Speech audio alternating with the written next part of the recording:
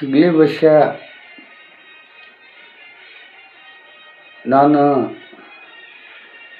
Big ಬಾಸ್ಗೆ ಹೋಗಬೇಕು. Big ಬಾಸ್ನಲ್ಲಿ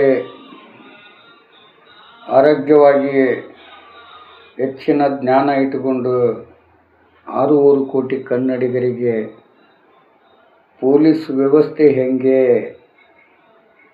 ವಕೀಲ ವ್ಯವಸ್ಥೆ, ನ್ಯಾಯವಾದಿಗಳ ವ್ಯವಸ್ಥೆ ಹೆಂಗೆ, ಗೋರ್ಮೆಂಟ್ PPO ಅವರ ವ್ಯವಸ್ಥೆ ಹೆಂಗೆ, ದೂರುದಾರನ ವ್ಯವಸ್ಥೆ ಹೆಂಗೆ, ಆರೋಪಿಯ ವ್ಯವಸ್ಥೆ ಹೆಂಗೆ, ಸಾಂದರ್ಭಿಕ ಸಾಕ್ಷಿಗಳ ವ್ಯವಸ್ಥೆ ಹೆಂಗೆ, ಪ್ರತ್ಯಕ್ಷ ಸಾಕ್ಷಿಗಳ ವ್ಯವಸ್ಥೆಗಳ ಬಗ್ಗೆ ಹೆಂಗೆ, ಮತ್ತು ಸೀಜ್ ಮಹಜೂರು, ಗುನ್ನಾ ಜಾಗ, ಇಂಥಲ್ಲೆಲ್ಲ ವ್ಯವಸ್ಥೆಗಳು ನಡೆದಂಥ ಐಡೆಂಟಿಫಿಕೇಷನ್ ಏನು ಪೊಲೀಸ್ ಕತೆ ಒಳಗಡೆ ಸರ್ವೆ ಮಾಡಿ ಆಮೇಲೆ ಒಂದು ಕತೆ ಬರೀತಾನಲ್ಲ, ಆತನ ಮೈಂಡ್ಕಿಂತನೂ ಸೂಪರ್ ಮೈಂಡ್ ಈ ಸಿಗಲಿ ಬಸ್ಸಂದು ಐತಿ. ಯಾಕಂದರೆ ಆರ್ಗ್ಯುಮೆಂಟ್ ಏನು ದೊಡ್ಡದಲ್ಲ.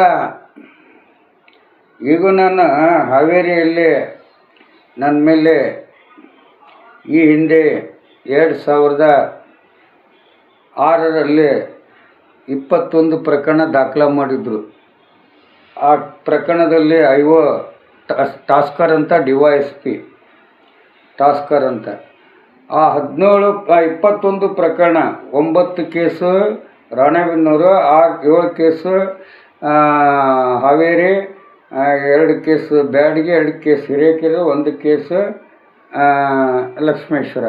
21 ಕೇಸ್ನ ಎಷ್ಟು ವರ್ಷಕ್ಕೆ ಇವರು ಕೇಸ್ ಇತ್ಯರ್ಥ ಮಾಡಿಕೊಟ್ರು ಗೊತ್ತಾ? ಸುಮಾರು 10-12 ವರ್ಷ ಅವಕಾಶ ತಗೊಂತು. 20 ಇಷ್ಟು ಕೇಸ್ನ ನಡೆಸಲಿಕ್ಕೆ, ವಿಚಾರಣೆ ನಡೆಸಲಿಕ್ಕೆ ಜೈಲಿನಾಗಿದ್ರೂ ಅಷ್ಟು ಸಮಯ ತಗೊಂತು. ಆದ್ರೂ 21 ಕೇಸ್ನಾಗ ಒಂದು ಕೋರ್ಟ್ನಾಗ 14 ವರ್ಷ ಶಿಕ್ಷೆ ಆಗೈತಿ, ಇನ್ನೊಂದು ಕೋರ್ಟ್ನಾಗ 17 ವರ್ಷ ಶಿಕ್ಷೆ ಆಗೈತಿ. ಆದ್ರೆ ನಾ ಶಿಕ್ಷೆ ಪೂರ್ಣಗೊಳಿಸಲಿಲ್ಲ. ಮುಂದಿನ ಕೋರ್ಟ್ನಾಗ ಅಪೀಲ್ನಾಗ ಗೆದ್ಕೊಂಡು ಬಂದ್ಬಿಟ್ಟೆ.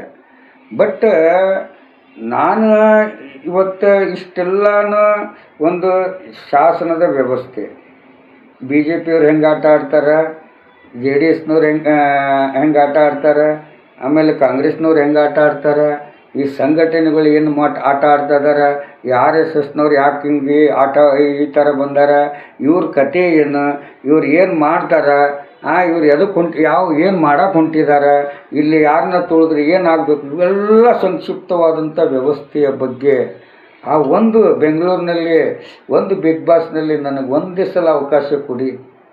ನಾನು ಗೆದ್ದು ಬರ್ತೀನಿ, ಯಾವತ್ತೂ ಸೋಲಂಗಿಲ್ಲ. ಯಾಕಂದ್ರೆ ನಾನು ಏನೇ ಅದನ್ನು ಮುಟ್ಟಬೇಕಾದ್ರೆ ಗೆಲ್ತೀನಿ ಅಂದರೆ ಮಾತ್ರ ಮುಟ್ತೀನಿ, ಸೋಲ್ತೀನಿ ಅಂದರೆ ನಾನು ಮುಟ್ಟಕ್ಕೆ ಹೋಗೋದಿಲ್ಲ. ಯಾಕಂದರೆ ಸಿಗಲಿ ಬಸ್ಸನಿಗೆ ಅವಕಾಶ ಕೊಡಿ. ನನ್ನ ಮಗಳ ಮದುವೆ ಐತಿ, ನಂದು ಒಂದಿಟ್ಟು ಸಾಲ ಐತಿ, ಅದನ್ನು ಋಣ ತೀರಿಸಿ ನನ್ನ ಮಗಳು ಮದುವೆ ಮಾಡಿ ಆರಾಮ ನಿಮ್ಮ ಸೇವೆ ಮಾಡೋಕ್ಕೆ ನಾನು ಫ್ರೀಡಮ್ ಆಗಿ ಬರ್ತೀನಿ. ನಾನು ಇನ್ನೂ 10-15 ವರ್ಷ ಬದುಕಬೇಕನ್ನೋ ಆಸೆ ನಿಮ್ಮಲ್ಲಿದ್ದರೆ ದಯವಿಟ್ಟು ನನಗೊಂದು ಸ್ಥಾನ ಕೊಡಿ.